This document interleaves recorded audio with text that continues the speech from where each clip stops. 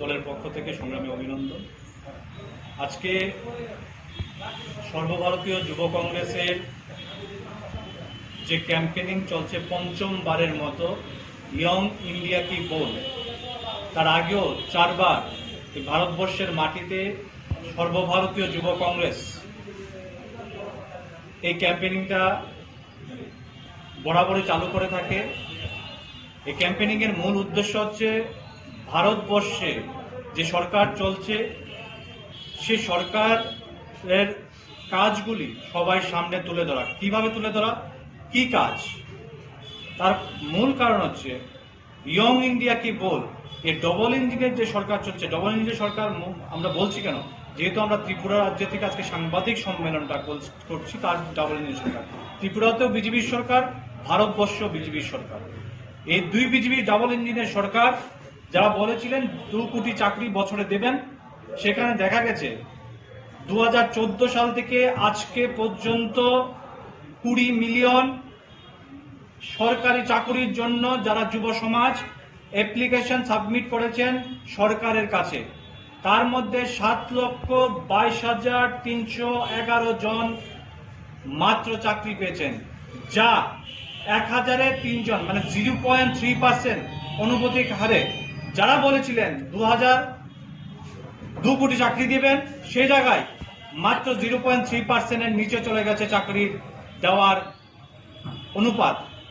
তাই যুব সমাজের আওয়াজকে সঠিক জায়গায় পৌঁছে দেওয়ার জন্য বিজেপি সরকার যারা বলছেন কাজ করছেন, তাদের কাজ যে কতটুকু হচ্ছে সেই কাজের গতিটা সবাই সামনে তুলে ধরার জন্য যারা ডবল ইঞ্জিনের সরকারে যে যুব সমাজ কথা বলতে পারছে না, যাদের উপর ক্রমাগত আক্রমণ হচ্ছে, এটা ধর্মনগর বলুন, সোনামুড়া বলুন, কৈলাসহর বলুন, আগরতলা বলুন, যেখানে দল বিজেপি দলের বিরুদ্ধে কথা বললে যাদেরকে কথা বলার সুযোগ দেওয়া হচ্ছে না, জেলে পুরে দিচ্ছেন, ধর্মকরণ করা হচ্ছে, সেই যুব সমাজ আজকে কথা বলার জন্য এই প্ল্যাটফর্ম করে দেওয়া হচ্ছে। এটা হচ্ছে ইয়ং ইন্ডিয়া কি বল।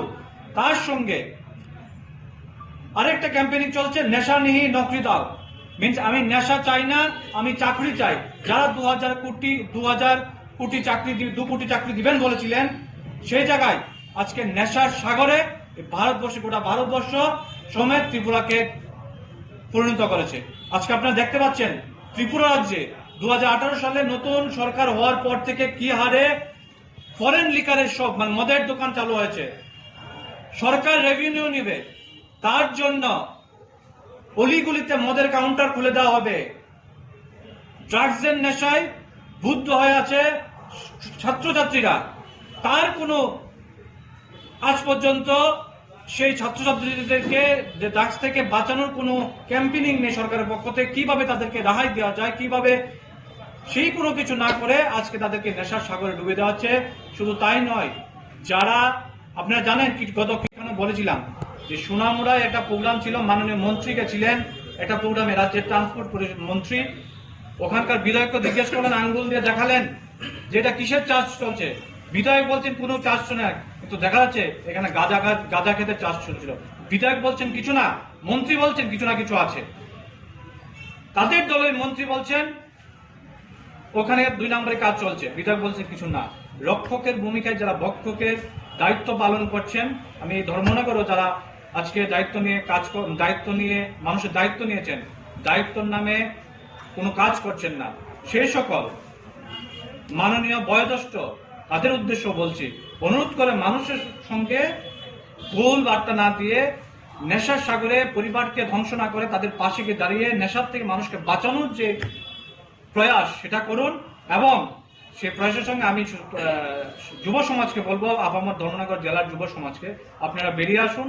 আপনাদের যারা কথা বলতে পারছেন না, এই ইয়ং ইন্ডিয়া কি বলছে যে সর্বভারতীয় যুব কংগ্রেসে, সেই প্ল্যাটফর্মে আপনারা রেজিস্ট্রেশন করুন।